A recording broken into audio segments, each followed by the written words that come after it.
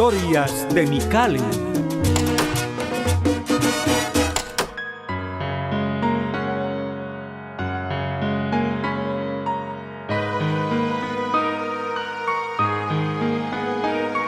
Masacre en el Diners Club.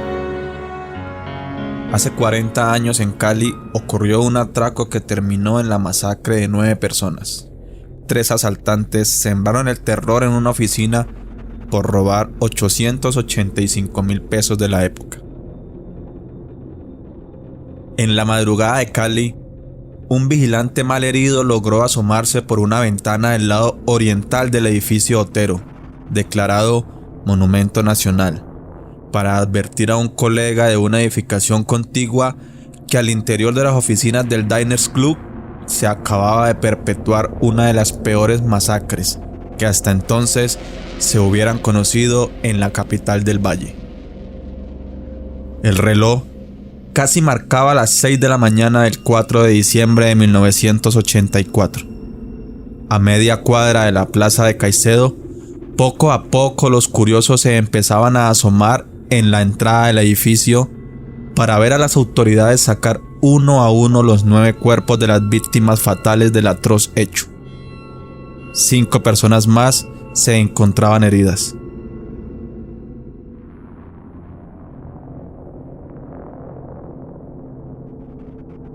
La masacre del Diners Club, empresa norteamericana de tarjetas de crédito, es aún recordada como un terrible hecho que conmocionó a Cali.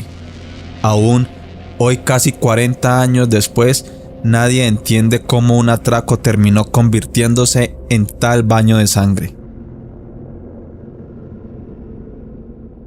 El 3 de diciembre de 1984, los empleados de las oficinas del Diners habían acordado quedarse al final de su jornada laboral para decorar las instalaciones con motivo de las fiestas de fin de año. Sería una excusa para adornar su lugar de trabajo y compartir un rato agradable entre compañeros. Cuando ya eran alrededor de las 8 de la noche, en la portería del edificio apareció Jaime Serrano Santibáñez, de 26 años de edad, conocido por todos como uno de los celadores de la empresa de seguridad, a quien 17 días atrás habían despedido. A Serrano Santibáñez lo acompañaban Luis James Rodríguez, de 21 años, y Francisco Antonio Gómez, alias Frank, de 32 años.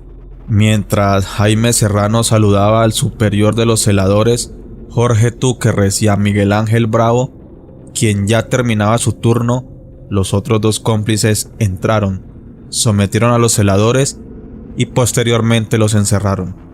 Minutos después apareció Hugo Aroca Yara, que llegaba a recibir el turno de la noche en el edificio y que posteriormente iba a ser llamado por un juez un pequeño héroe del siglo XX.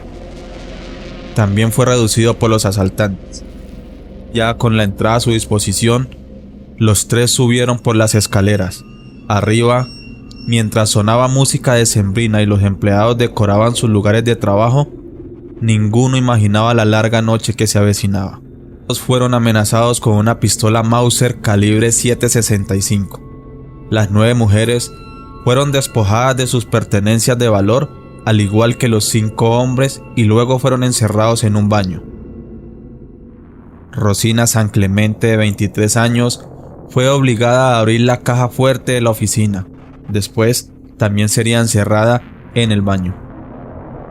Se indica que el robo fue de 885.000 pesos en efectivo. Las joyas y el dinero de los retenidos sumaban un poco más. Eran las 9 de la noche. Lejos de la oficina, el bullicio del centro de Cali se apagaba poco a poco. Solo sonaba el martilleo constante de unas remodelaciones que se hacían en el sector. Los rehenes no emitían palabra, solo se miraban desconcertados.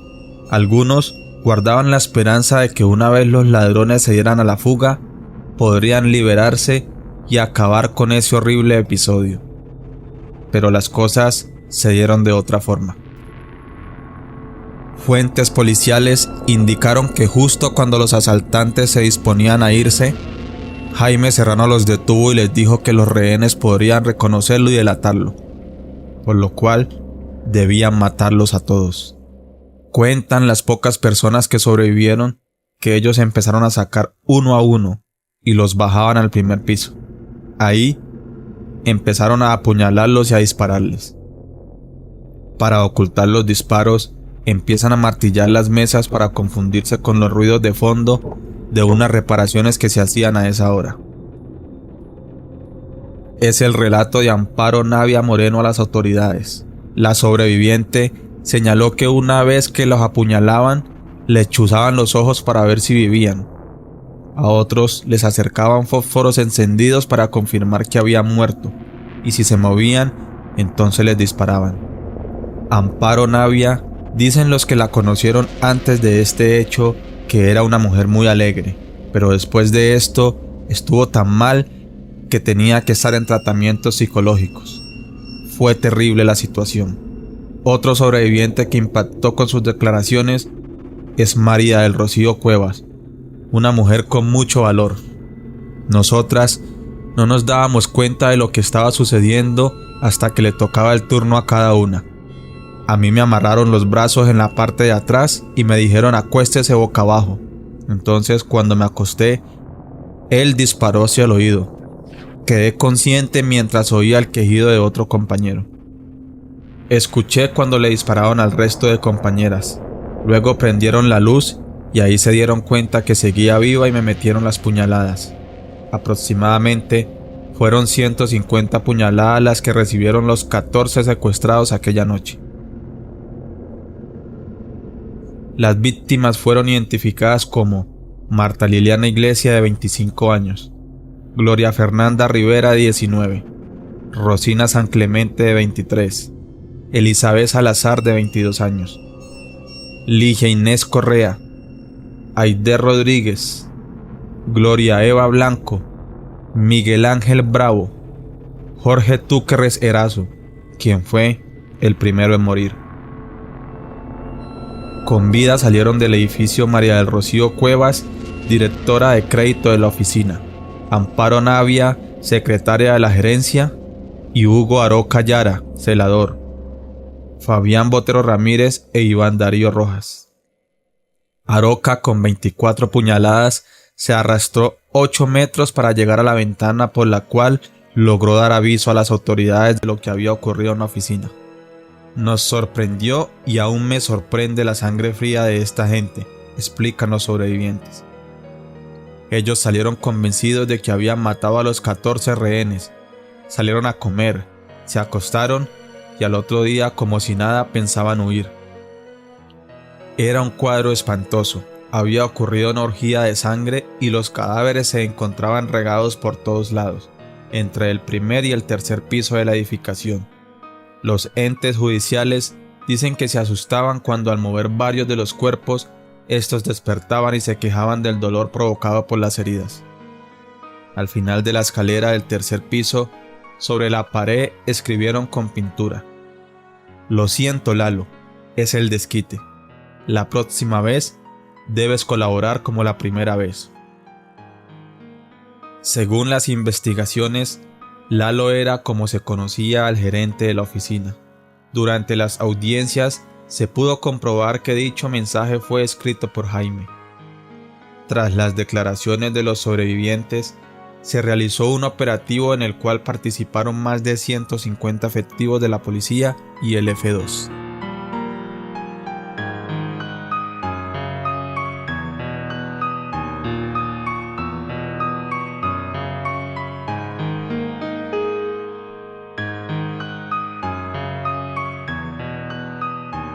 Cuando ya empezaba a verse el amanecer caleño, los hombres de la policía se hicieron presentes en la manzana 25C del lote 32 en el barrio El Poblado, en el distrito de Agua Blanca al oriente de Cali, para dar captura a Jaime Serrano Santibáñez.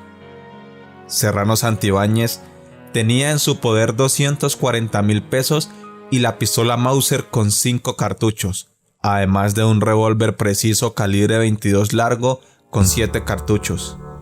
Tenía también en su poder un reloj de hombre, uno de dama y una manilla de oro. Mientras tanto, a Luis James lo capturaron cuando se desplazaba en un bus hacia Pereira.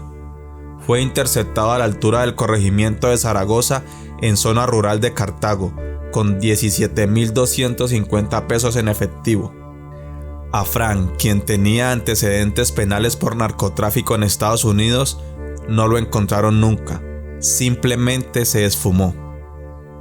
Las primeras declaraciones entregadas por Serrano Santibáñez indicaban que él no había matado a nadie. Sin embargo, tras su captura, el mismo Luis James confirmó que entre ellos se rotaban la navaja automática y el arma para cumplir con la misión de eliminar a todos los testigos. ¿Por qué mataron a estas 9 personas? Bueno, sí, tendría que esperar a que fueran nosotros para preguntarles. ¿Cómo se desarrollaron los hechos? ¿Por qué los encerraron en un baño? No, medida de seguridad. Claro que eso me lo puede aclarar aquí mi capitán, ¿no?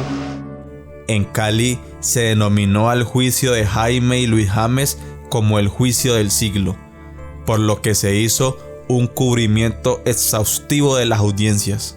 Rodríguez acusó igualmente a Fran de haber asesinado a por lo menos otras 5 personas y de ser la persona que más se saciaba buscándole el corazón a las víctimas con la navaja automática. El abogado penalista Luis Ángel Morera fue el encargado de defender al más joven de los asaltantes, Luis James Rodríguez, durante las audiencias que tuvieron lugar en abril de 1986. Fui delegado de oficio para defender a este muchacho, recordaba el abogado Morera.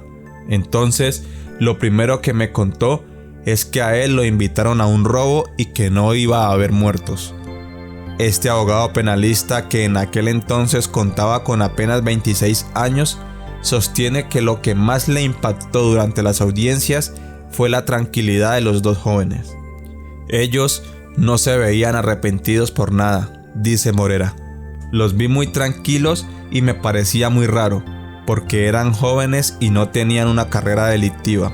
A ellos se les practicaron exámenes psiquiátricos y se les hicieron valoraciones médicas. Estaban en perfectas facultades. Ambos eran jóvenes del sector de San Luis, en el oriente de Cali, a los que se les recordaba como dos amigos que jugaban baloncesto en Chiminangos. Durante las audiencias, ambos señalados reconocieron que el atraco se hizo por dinero. Jaime planeó que si era reconocido tendría que matar a los vigilantes, pues nunca se imaginaron que esa noche iban a estar todas esas personas en la oficina. Yo no entré a matar a nadie, yo entré a robar. Era simplemente un atraco y no tengo la culpa de que hubiera pasado todo eso. Se lee en el registro de un interrogatorio de Jaime Serrano. Inclusive, no había sentido tanta rabia como cuando nos íbamos a ir y pensé que ellas me iban a denunciar porque me conocían. Es que a veces uno lleva por dentro una rabia que está ahí y no sabe que la tiene. Lo que más lamentaba Jaime era por la muerte de Rosina, pues asegura que la quería mucho porque era la única de las empleadas del edificio que lo saludaba al llegar. Me dolió mucho la muerte de Rosina, declara Jaime. Ella compartía el almuerzo conmigo cuando yo trabajaba ahí en la oficina. Yo la llamaba a la casa a veces. Ella era muy buena conmigo, muy bonita. Poco se habló de una supuesta venganza contra el gerente por aquel letrero pintado en la pared del lugar, pero finalmente fue una investigación que se descartó, pues el mismo Jaime señaló que fue utilizado como distracción, una idea de Frank. Durante mucho tiempo circuló la versión de que había sido algo planeado desde afuera, pero fue una declaración que nunca se indagó a fondo. Luis James y Jaime Serrano fueron condenados a 30 años de cárcel por los delitos de homicidio agravado, tentativa de homicidio, porte ilegal de armas y uso de prendas privativas. Cada vez que el juez leía la condena, la gente al interior del Palacio Nacional en Cali y sus alrededores victoreaba la decisión. Las personas a las afueras del Palacio Nacional tenían que ser contenidas por las autoridades, pues casi toda la ciudad estuvo atenta al juicio del siglo. Sacar a los condenados del palacio hacia la cárcel fue casi misión imposible, pues los caleños y las caleñas a las afueras del centro de la ciudad querían tomar justicia por mano propia. Con todos los beneficios que hay, yo creo que esos muchachos más de 20 años no pagaron, explica el abogado Morera. Hubo algunos interrogantes por la sevicia y la crueldad, pero el tema quedó ahí. Al final de esta trágica historia, hoy, después de que los dos culpables pagaron su condena, las familias y los sobrevivientes no lograron ni lograrán reponerse de este dolor. Sobre alias Frank se han conocido varias versiones de su paradero. Una dice que Francisco Gómez se metió a la guerrilla del ELN y que al descubrir que había hecho parte de esta masacre, fue ajusticiado en Puerto Irínida, en Guainía. Otra versión indica que se volvió la mano derecha de uno de los narcotraficantes de este país, pero a hoy no se sabe nada del paradero de Frank. Esto es Historias de mi Cali y yo soy Fernando Arboleda.